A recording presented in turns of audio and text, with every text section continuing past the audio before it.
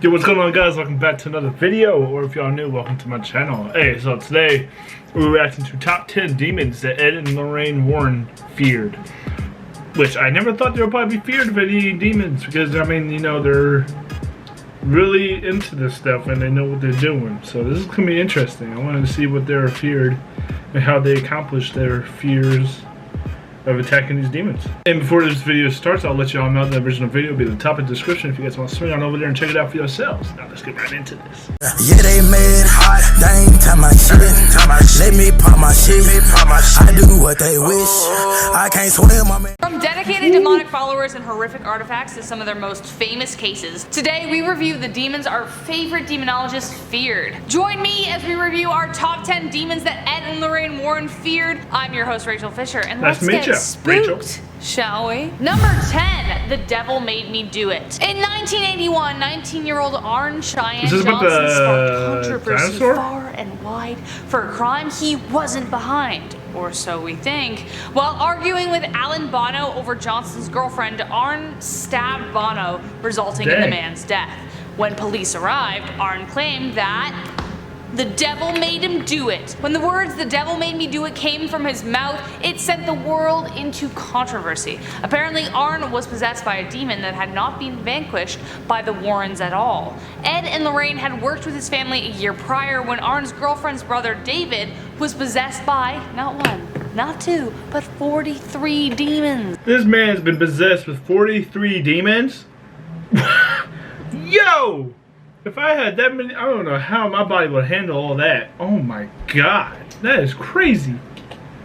In order to save him, Arn commanded the demons to enter him instead, so when his dark deed finally occurred, Ed and Lorraine flew to his defense. The Warrens stated that at the time of the exorcism, and I quote, "Johnson leapt up and cried to the demon, 'Come into me, I'll fight you, come into me.' But from that time on, he was possessed." The Paranormal Society was split in half, but Johnson's team was committed. The court had defended acts of God in the past, like a lightning strike to a tree hits a car, you know what I mean? And now it was time to defend accounts of the devil. But despite what you believe, it wasn't enough, and Johnson received a maximum sentence, but was released after good behavior just 4 years later. But still, the fact that these demons were never truly vanquished left the Warrens terrified that this might be the case elsewhere. Number 9, the SMURL haunting. Jeff and Janet SMURL sound like they should be like the leading couple of a comedy featuring Jennifer Aniston and Jason Sudeikis. Oh no, this is Sally. But of course, wrong list. Sally. The plight of the couple attracted the attention of Ed and Lorraine Warren after a series of dark and ominous events struck, of course.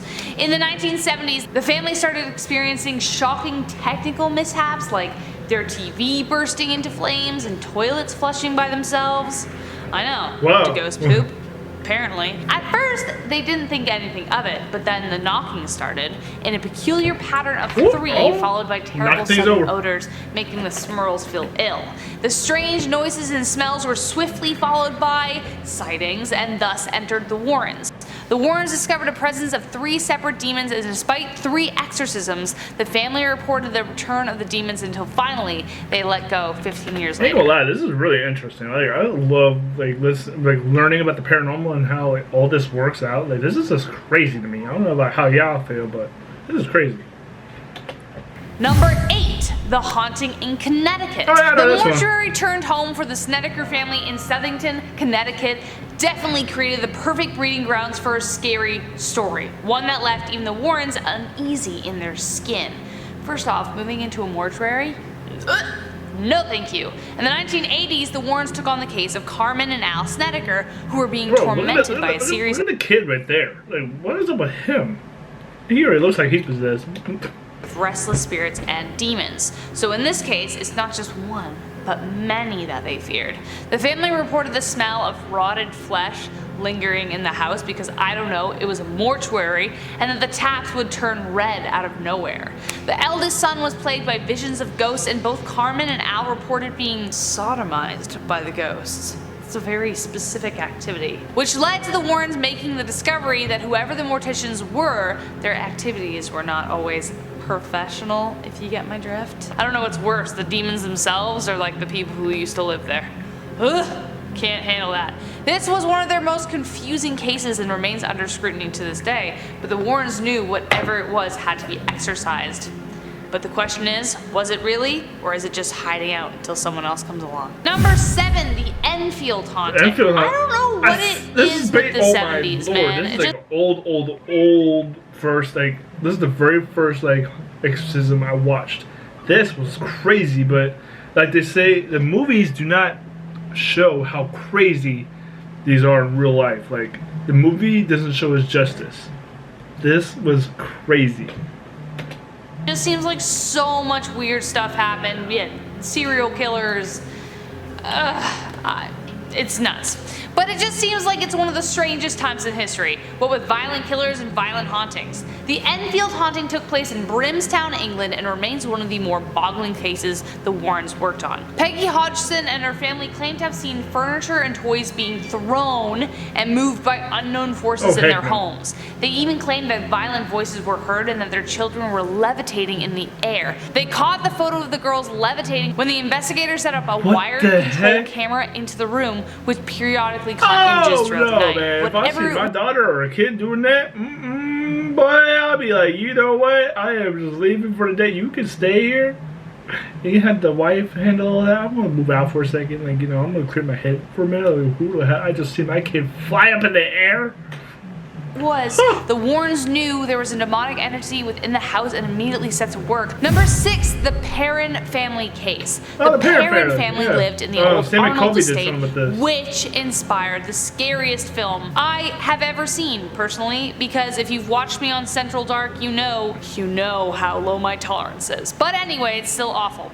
Yeah, you know it. You've heard of it. 8 generations of families lived and died in the old house and apparently never wanted to leave. That was crazy. When the Perron family moved in the 1970s, the advice they got was to leave the lights on always. Why didn't you leave then? I don't know. I don't know how that didn't send them running for the hills. The house had been rife with tragedy, but one of the 3 people who took their own lives was an alleged Satanist whose activity was responsible for the possession of the house. Her name was Bathsheba Sherman, who became a demon that Lorraine will never forget. The demon would physically attack the daughters of the Perron family, with one reportedly seeing a floating head screaming and retching at her. Ugh, I almost didn't say her name, but I did, so we'll see what happens to me now. Number 5, the Shadow Doll. The Shadow Doll is literally the doll of your nightmares. The Overnight Channel. The Overnight Channel did I think I recorded an investigation of them doing the Shadow Doll. The Shadow Doll comes from unknown origins but was kept in the Warrens Museum for safekeeping. But what we do know was that it was used for satanic rituals, and that the thing is doused in black magic and contains human and animal bones. Whatever possesses this thing had the Warrens take it into their possession to ensure that it caused harm to no one else. Legend has it that if you take a picture of the doll, it will possess your nightmares. But it won't just be any nightmare. It will be the most terrifying you've ever experienced, and some have even suffered heart attacks from them. I know what you're thinking. Why didn't they just burn the thing? Well, what's more dangerous? A demon you can see right in front of you, or one for you to wander wherever it chooses? Honestly, that's a good question. I think I would like to see it, because not knowing what's going to happen, that's more scary than you can just see it, you know. Take the spider approach with this. If you see the spider, you know where the spider is, you're good. As soon as the spider disappears, burn your house down. Number 4, Balak. This one is a little controversial because was it just made up for the films? We don't know. Real demon mentioned in the Lesser Key of Solomon that was introduced into the Conjuring series of films. Though her direct involvement with Lorraine and Ed is under debate, Lorraine's belief in the demon was very strong. Balak is referred to as the Great President of Hell, and usually chooses to appear as a small winged, 2-headed creature thing resembling a child. Balak is said to command 30 legions of demons, and in the film became the leading arch nemesis of the Warrens. We'll mention Borley Church in a second, but Balak was portrayed as a nun. But there is some speculation that says that they may have actually encountered him throughout some of their worst cases. Lorraine often said that she encountered a black, shadowy vision of a dark entity whenever she wasn't working on a case, and believed that she was being followed by something she couldn't explain. Want to know more? Stay tuned until the end of the video and make sure to like and subscribe while we're here. Number 3, Borley Church. relates to Valak. We'll talk about this in a second. Borley Church. The grim history of Borley Church is the perfect setting for a horror film. The land upon which it is built used to be the home to a 14th century monastery, where a monk fell in love with a nun at a nearby convent, which led to the monk being hanged, and the nun was bricked up alive within the walls of her convent, which sounds pretty freaking extreme if you ask me. It sounds like evil resided there long before Ed and Lorraine made the trek out to sort out whatever demon lay between its walls. Whoever did that to those two poor people, ugh, that's awful. This case inspired the famous nun apparition, as I mentioned, as the youngest daughter of the family who settled there reported seeing her figure. She was also pushed and slapped hard enough to leave welts behind, and that was just in the 1800s. When Ed and Lorraine visited, they obtained photo evidence of the hauntings. Ed captured the image of a monk leafing through one of the books of the altar, and Lorraine experienced a black entity rush past her. Frolic. She remembered feeling an overwhelming sense of evil. A picture revealed later showed that the shadow of a nun was rushing past her, so that's where the image came from. So was it Valak? We don't know. Number 2, the Annabelle doll. No. You knew. Probably the most famous of the hauntings. The Annabelle doll is nothing to play with. Oh man. Was the Annabelle doll. It would almost be a crime not to mention it. Dolls are already eerie with their like black, piercing, beady eyes that look like there's nothing there. But in this case, the most terrifying part was the thing behind it. The case dates back to the 1970s when a Raggedy Ann doll was innocently purchased from an antique store for her daughter. Soon the doll began raising alarm when it would change positions in the house, boggling its owners. But when the notes started showing up saying help me and help Lou, then they came home to find it covered in blood, and they decided then that they needed to call a professional. The first medium they called in said it was just the spirit of a girl who passed away. But then the owner, Angie's boyfriend, was attacked. Enter the Warrens. They knew the doll was in fact a demon based on the marks of the beast and other encounters. They removed the doll and took it home, vowing not to take the highway, concerned that whatever was within the doll might cause an accident. Indeed, their brakes stalled or failed several times on their way home, putting their life in jeopardy. That's what kind of happens in the movie, because they have the doll in the movie, and they're like by the cemetery where their car breaks down. Several times. It wasn't until Ed doused the doll in holy water that the problem desisted. The couple was so concerned about the doll that Ed routinely said a prayer over the doll every single night. Alright, number 1, the Amityville horror case. The setting, Amityville, Long Island in 1975. A place rife with satanic manifestations set on driving whoever entered to violent madness. As soon as I even say Amityville, you know where this is going. One of the most famous Warren cases, this haunting continues to land on the conclusion that there are just some things that can't be explained. A year before the Lutzes moved into the suburban home in Long Island, Ronald DeFay Jr. shot and killed the 6 members of his family. So it's no wonder that during the first month of living there, the Lutzes experienced swarms of flies, loud banging noises, disturbing entities, and even levitations. The Lutzes moved out and left all their belongings behind, and George Lutz, the father, an ex-Marine and karate expert, so clearly a tough guy, wouldn't even meet the Warrens at the house. He met them at a Pizza Hut. He was that scared. The Warrens said that this case affected their personal relationship to each other the most out of any case they've worked on. This entity followed the Warrens home the very first day, and Lorraine described being incredibly fearful. There was something she just couldn't explain. To this day, Lorraine says that this is the case that haunts her the most, and said, and I quote, she hoped that this was as close to hell as she would ever get. Ed and Lorraine Warren encountered thousands of demons in their lifetime, some nameless, others all too familiar. Today's list featured their most famous cases and encounters that I don't think anyone upon hearing them could forget. Remember to like and subscribe and comment on this video to help show your support if you like this one and you want to see more like it.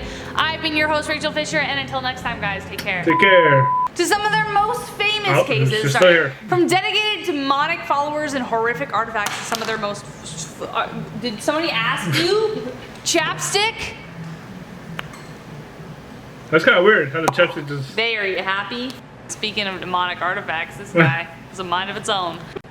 Well, I hope you guys enjoyed this video. This video is interesting. This is some new things I haven't really known about any of the Lorraine cases. But if you guys enjoyed this video, hit that like button. It helps me, it shows me that you guys are enjoying these type of videos.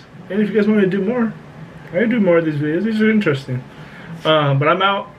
hit the subscribe button if you haven't already. I mean, it takes like 1 second. All you do is scroll down or just swipe down, hit that subscribe button, turn the bell on so you won't miss out on any of my content.